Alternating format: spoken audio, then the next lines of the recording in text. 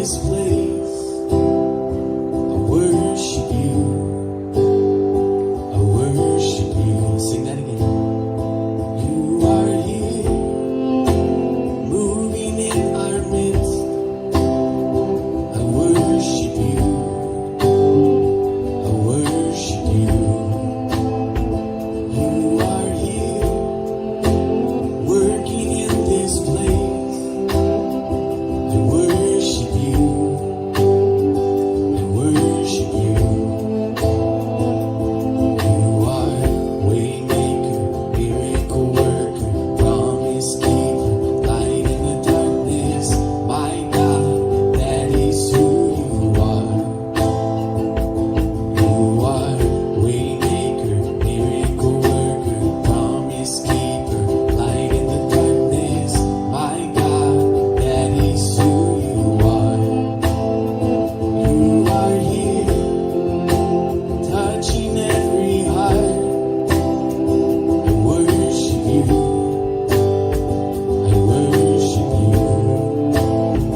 You are here, healing every heart. I worship you. I worship you. You are here, turning lives around. I worship you. I worship you. You are here, mending every heart. I worship you. I worship you. You are waymaker, miracle worker, promise keeper, light in the darkness. My God, that is who you are. You are waymaker, miracle worker, promise keeper, light in the darkness. My God, that is who you are. That is who you are. That is who you are. That is who you are. That is who you are. That is who you are. That is who you are. That is who you are. That is who you are.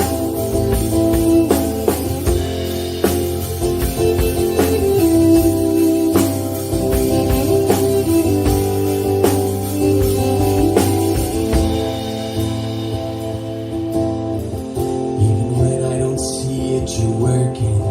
Even when I don't feel it, you're working. You never stop, you never stop working. You never stop, you never stop working. Even when I don't see it, you're working. Even when I don't feel it, you're working. You never stop, you never stop working. You never stop, you never stop working. Even when I don't see it, you're working. Even when I don't feel it, you're working. You never stop working. You never stop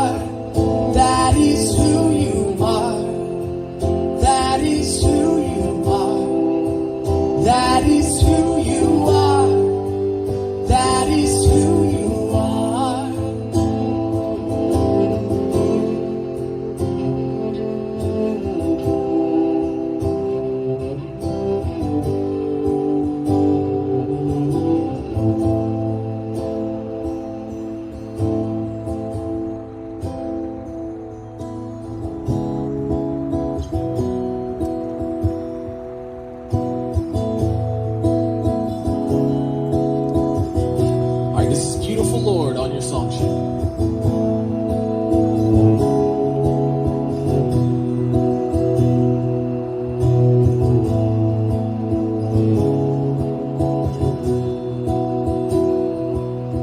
When the storm is raging all around me, you are the peace that calms my troubled sea.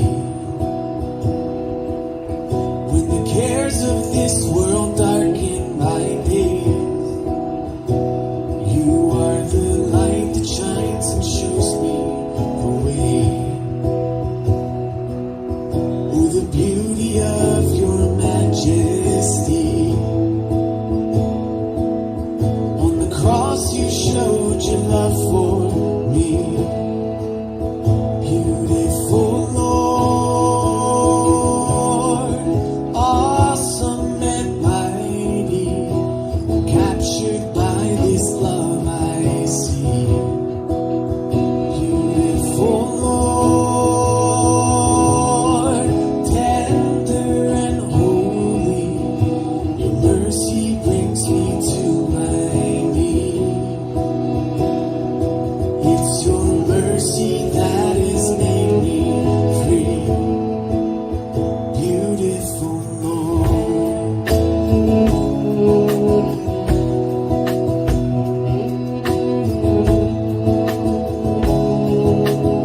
See, when my sin is all, when my sin is all that I can see, your grace remains the shelter that I see. When my weakness is all I can give, your gentle spirit gives me strength again. Oh, the beauty of your majesty. On the cross you showed your love for me. Beautiful Lord, awesome and mighty, captured by this love I see. Beautiful Lord, tender and holy, your mercy brings me to my knees. Beautiful Lord, awesome and mighty, captured by this love I see. Beautiful Lord, tender and holy, your mercy brings me to my knees. And I am lifted by your love today.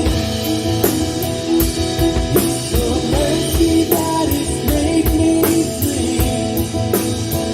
And I am lifted by your love today.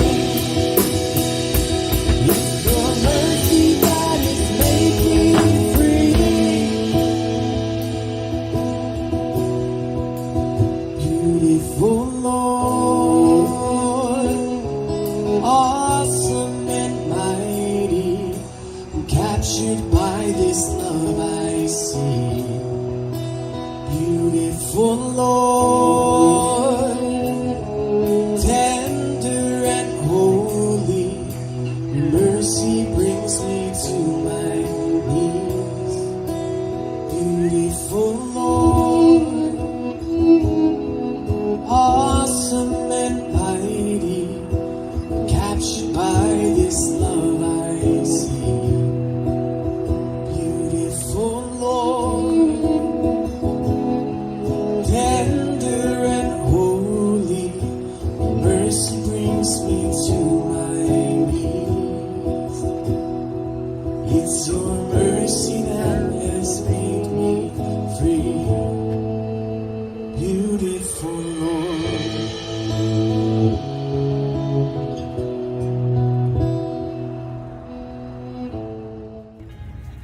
Hey River Church, Pastor Mark. Bet you don't know where I'm at. Well, I guess you do now. Check it out. Coming at you from DC, Washington DC today. Turn around here, you can see We got the World War II Memorial. We got Abraham Lincoln Memorial in the background. Hey, I just want to give you a couple quick announcements. First of all, congratulations to Blake and Ashley Hoskins on the birth of Hadley. Congratulations to both of you. And a lot of things great coming up at the river. First of all, let me tell you this. Okay, Boom Sports Camp. If you're not signed up yet, there's only a few more spots left. Sign up for Boom. Get your kids registered for our sports and arts camp. And then finally, Father's Day. It's going to be a lot of fun. Food truck, special gifts for dads, and also Kent Chevalier, the chaplain for the Pittsburgh Steelers, will be speaking. You don't want to miss this. Make it a priority. Be there. Father's Day. Boom. All that good stuff. Here we are in the nation's capital. Wow, if you've never been here, it's so beautiful. Here on the lawn, Washington Monument in the background. You know, Spider-Man climbed that. So, hey, watch these additional announcements, and we'll be back then to jump into the message. Take care.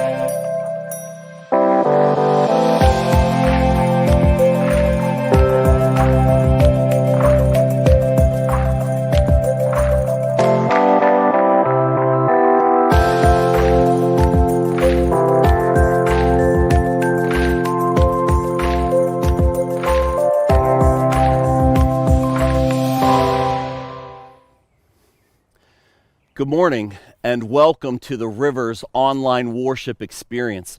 My name is Dean Ward and I'm the lead pastor of the River, and I would especially like to invite both our New Kensington campus and the River Franklin Park who are joining in with us today. I want to invite you as we begin this message this morning to just stop and take a moment and share this experience with your friends, relatives, neighbors, coworkers, bosses, former prison inmates you had, whoever you would like to share this message with, I'd like to invite you to take the time to do that, whether on YouTube or on our interactive platform or on Facebook. However you would like to share this, please take a moment and do that now. Today, we are in the next part, I believe it's part 4 of our sermon series, just simply called A Beautiful Resistance. We're looking at Jesus and the Sermon on the Mount, and how in this fantastic sermon that he preached, the largest single body of teaching that we have gathered together in Matthew chapter 5, chapter 6, and chapter 7, we're looking at this life that Jesus invites us to live. This life of resistance to the world's system.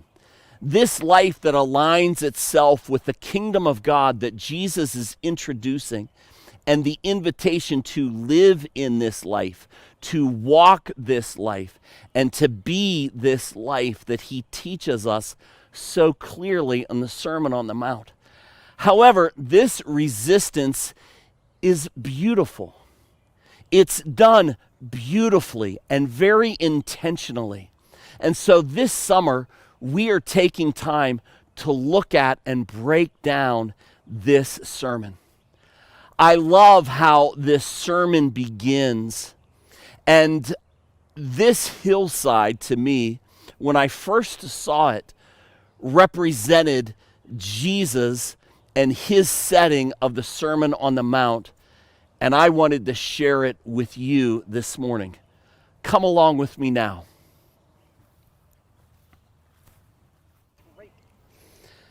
Now, when Jesus saw the crowds, he went up on a mountainside and sat down. His disciples came to him, and he began to teach them. Wow, that was quite a hike up this hill. Now, I can't imagine Jesus walking up the mountainside that he actually got winded or out of breath, but we'll probably never know. So this message today is just simply called A Salty Life. We are invited through Jesus Christ, as we live this beautiful resistance, to live a salty life. Now, some of you are so excited. My pastor said I can be as salty as I want to be. It's a license to be rude and nasty and salty and difficult and challenging. Well, hold on. Let's read the first few verses of today's passage to understand better what Jesus is inviting us to live. In Matthew chapter 5, beginning at verse 13, Jesus began to teach them, and he said, "You are the salt of the earth. But if the salt loses its saltiness, how can it be made salty again?" Now, I hadn't really planned on pausing here, but it just helped me realize there are a lot of people that follow Christ. There are a lot of people that have given their life to Christ who at one point in their life have been all in. And for whatever reason, they've lost their saltiness. They've lost their passion. They've lost their influence. They've lost the desire to trust Christ's plan for their lives. They've lost trust and hope that Jesus, church, is worth giving yourself to. If you're in that category, I want to invite you to just stay with me. I want to invite you to consider engaging fully again. So Jesus says, you're the salt of the earth, but if the salt loses its saltiness, how can it be made salty again? It's no longer good for anything except to be thrown out and trampled underfoot. Jesus continues, you are the light of the world. A town built on a hill cannot be hidden. Neither do people light a lamp and put it under a bowl. Instead, they put it on its stand, and it gives light to everyone in the house. In the same way, now don't miss this. In the same way, let your light shine before others, that they may see your good deeds and glorify your Father in heaven. You know, today's message is a fairly simple one.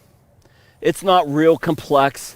We're not diving super deep into exegetical, idiosyncrasies. We are sticking with the words of Jesus. But where it gets tricky is looking at how we are or are not living these words in our lives. Now, this passage is so important because the world cannot taste and see if we are not salt and light.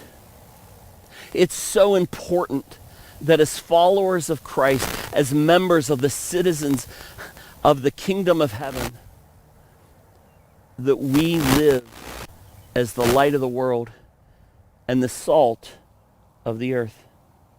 And the world can't taste and see if we are not salt and light. I love this verse in Psalm 34, verse 8. David is writing and he says, "Taste and see that the Lord is good. Blessed is the one who takes refuge in him." I love the way the Message translates this. It says, "Open your mouth and taste. Open your eyes and see how good God is. Blessed are you who run to him."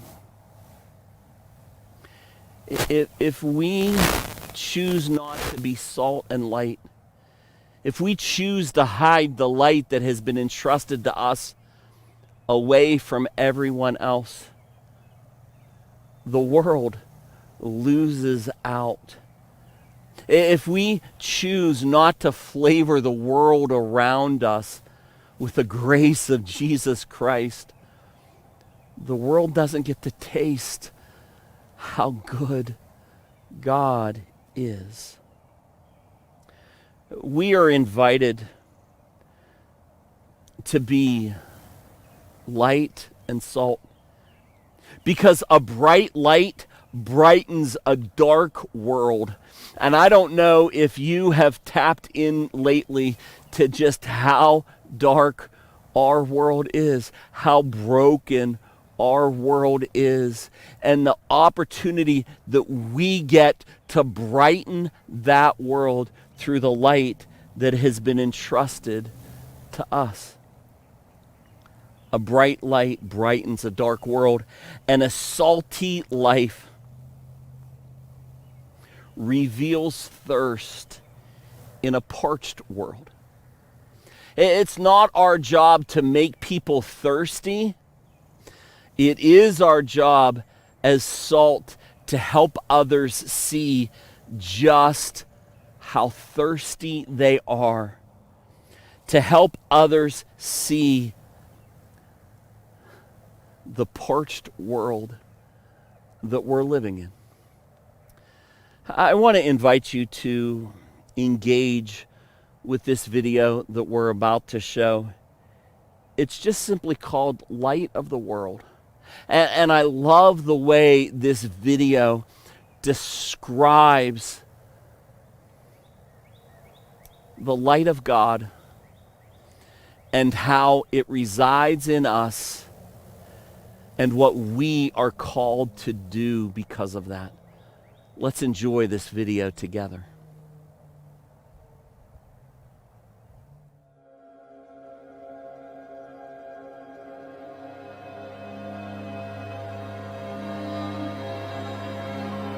In the beginning, darkness covered the earth. And God said, "Let there be light." and there was light.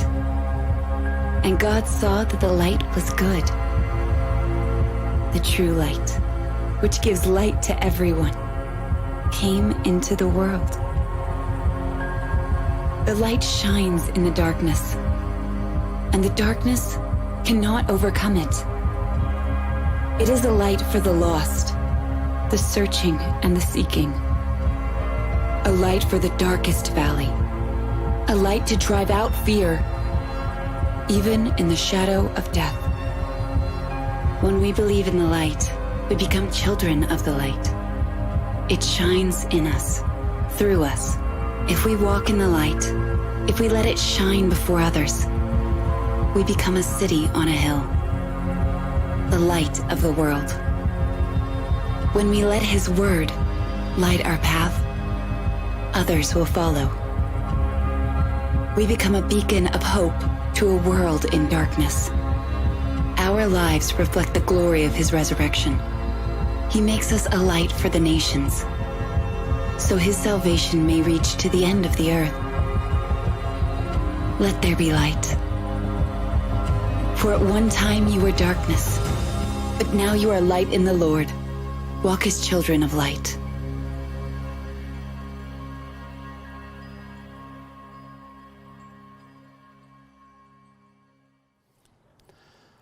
I love the way that verse ends in Ephesians chapter 5, verse 8. It describes our calling in this beautiful resistance when it says, walk as children of light. Well, what does that look like? How do we do that? Well, as we read Jesus' message to us in the Sermon on the Mount, we see very clearly some very clear ways that we are called to walk as children of the light. The first one is found in verses a little bit later in this chapter, where we are invited to just simply tell the truth, to live our lives honestly, to live our lives in a manner that's believable. Many of us know this part of Scripture as advising us to let our yes be yes and our no be no. Matthew 5, verse 33 begins, "Again, you have heard that it was said to the people long ago, 'Do not break your oath, but fulfill to the Lord the vows you have made.' But I tell you," Jesus says, "do not swear an oath at all, either by heaven, for it is God's throne, or by the earth, for it is His footstool, or by Jerusalem, for it is the city of the great King. And do not swear by your head, for you cannot make even one hair white or black. All you need to say is simply yes or no. Anything beyond this comes from the evil one." We can be salt and life. We can walk as children of the light by telling the truth, by being honest, by guarding the integrity of what we say and following through with what we say. Before I was a pastor, some 25 years ago, I was a professional scuba diver for golf balls at golf courses. I went within a 5-hour radius of Pittsburgh, and we dove at nearly 150 golf courses and grew to where we were pulling out over 1 million golf balls a year. This was my full-time job. And when my wife met me and she said, "No, what do you really do for a living?" I'm like, "It's golf balls." Well, I had watched the golf ball market in 1995 was fantastic. I could sell every golf ball that I pulled out from the lakes, and my profit margin was about 10 cents a ball. And so whatever the course wanted to do with the balls, I was able to arrange the golf balls in such a way that it was profitable for me and profitable for them. So if I paid them 10 cents a ball, I could sell all the balls for 20 cents. If they wanted all the balls, they could buy them from me at 10 cents a piece. Whatever the deal they wanted, we could make happen. But then in 1996, the golf ball market, the used golf ball market got flooded and it collapsed. It got to where I could not even sell one golf ball that I put out, and we would pull out thousands a day. I couldn't sell them for 13 cents a piece. And when I was paying the course 10 cents a piece, when I was paying my divers to get them out of the water, I couldn't make it work. So I was upside down that summer and couldn't figure out how to turn it around. And I had dove at one course kind of local to where I live, and it was the first time I dove there. And I owed the golf course owner about $375, something like that. And periodically throughout the summer, he would call me and say, hey, do you have my money? And I said, well, I'm getting ready to send it to you. And he'd call again about a month later, and I said, yeah, I'm getting ready to send it to you. Finally, about the third time we spoke, I said, it was into the fall now. I said, yes, I'm getting ready to send it to you. He said, Dean, you've been getting ready to send me that money all year long. Send me the check. I'm not your bank. By the end of the day, his check was in the mail. I realized at that point that I was not letting my yes be yes and my no be no. I was playing very careless with the truth. And I was trying to juggle everything, and I couldn't make it happen. And I started to fudge the truth to this individual. Now, I don't know if there are areas in your life where you're tempted or even pressured to not tell the truth, either for the benefit of the company that you work for or what you would think would be to your own benefit. And Jesus lets us know, hey, if you have to spend all of your time promising and promising and promising and promising, it's probably because your word isn't worth much. And he's letting us know, hey, live your life with such integrity when it comes to truth telling, that when you say yes, that's the truth. When you say no, that's the truth. And you don't have to pinky swear. You don't have to swear on your mother's grave. You can be honest and truthful. And that's how we get to be salt and light to a watching world. Jesus invites us to be salt and life. Be salt and light. One of the most important ways we can do that is to live our lives with truthful integrity, to tell the truth, to be honest, and to shore up any area where we're playing a little sloppy with the truth. There's a second way that I would like to end with to show how Jesus invites us to walk as light in a dark world. It's found in Matthew chapter 6, verses 1 through 4.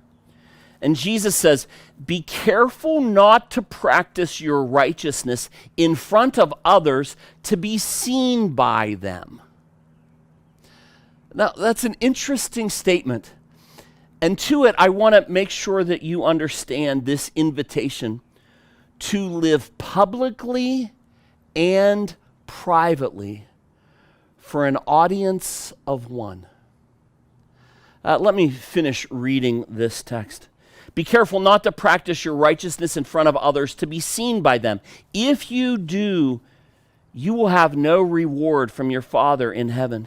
So when you give to the needy, do not announce it with trumpets as the hypocrites do in the synagogues and on the streets to be honored by others. Truly, I tell you, they have received their reward in full. But when you give to the needy, do not let your left hand know what your right hand is doing, so that your giving may be in secret.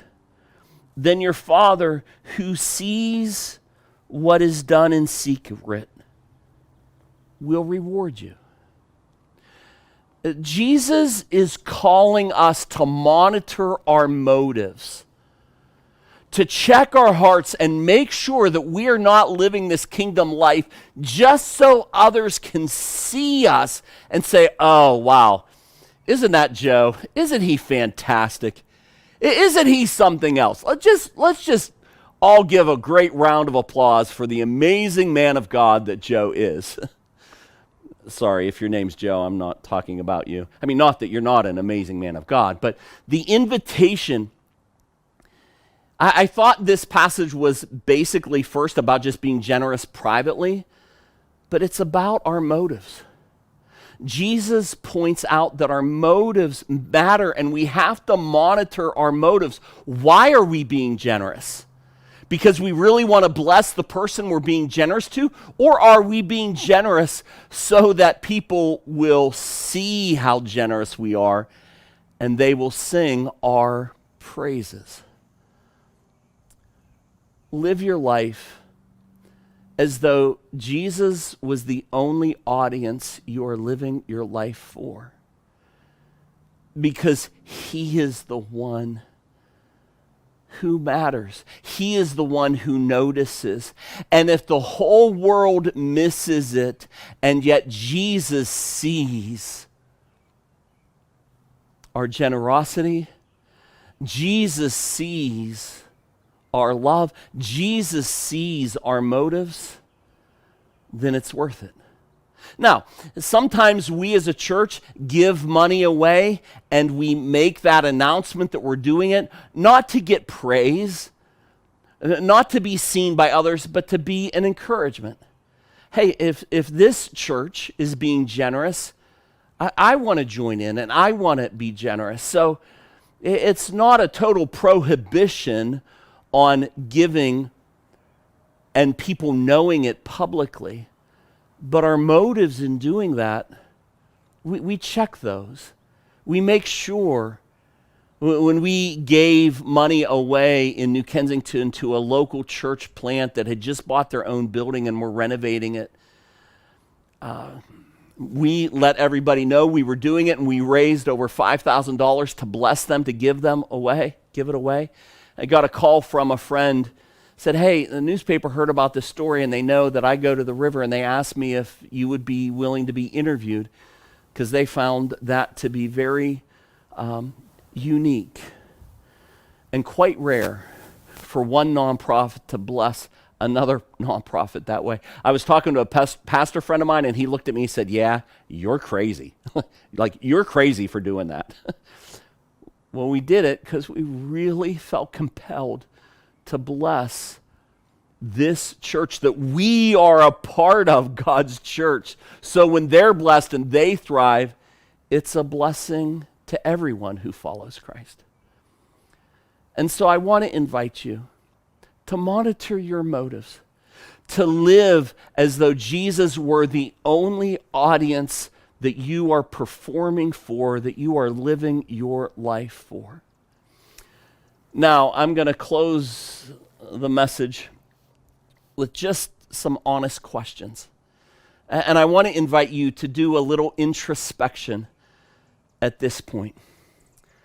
I want to ask, and I'll pause after I ask these questions, where do you shine your light? I was a little guy in children's church, and my mother was the children's church teacher, and she would bring in adults from the church and invite them to share with us how and where they shine their light. And I remember a man volunteering with the Gideons, and he shared about that, and I remember others sharing how they shined their light, and it stuck with me. So I want to ask, where and how do you shine your light? Or maybe the more telling question is, where don't you shine your light that you really should? Secondly, I want to ask, are people thirstier for the Lord after they encounter you? Like, what? Well, you know what it's like when you see somebody out. Like, I just ran into a friend of mine during the pandemic.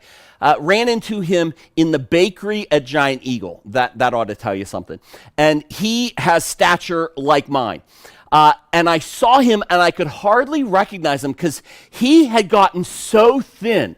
Now, he wasn't in the bakery buying anything. He was just walking through. So I paused, I stopped, I said, "Hey, wow, tell me what you did." And he kind of walked through his routine and what changed and what shifted and why it shifted. And it inspired me. It's like, man, I want to do that. Or like when you hear about somebody whose child is going to college and they found out that they won these different scholarships, and you're like, oh, I want to know how to do that. I want to help my kids get scholarships when they go to college. You want to know how that happens. Or perhaps you have a friend with great hair, and you like, hey, what barber do you go to? Now, that's not helpful to me on any level. But I just want to invite you to answer this question. Is your life flavored with love, with joy, with peace, with patience, with kindness, with goodness? Is your life flavored with faithfulness, gentleness, self-control? Is your life flavored with hope and grace?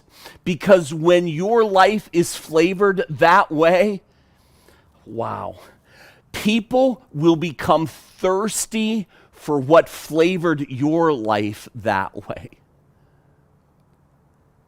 And so I want to invite you to answer the question, are people thirstier for the Lord after they encounter you? The third question I want to ask is just simply, where in your life are you careless with the truth? Can you take a moment and just ponder an area or two in your life where you've gotten a little carefree and careless with the truth? And finally, do you notice at times that you behave a certain way, hoping others will notice so that they think more of you? Pay attention to that, because it's our desire that we live our lives. It's God's desire that we live our lives in such a way that when people encounter us, they think more of Jesus. May you live a salty life. May you live a life that reveals the thirst that God has placed in other people's hearts and lives, that will help them see their desire and need for Jesus Christ. Amen. God bless you, everybody. Have a great week.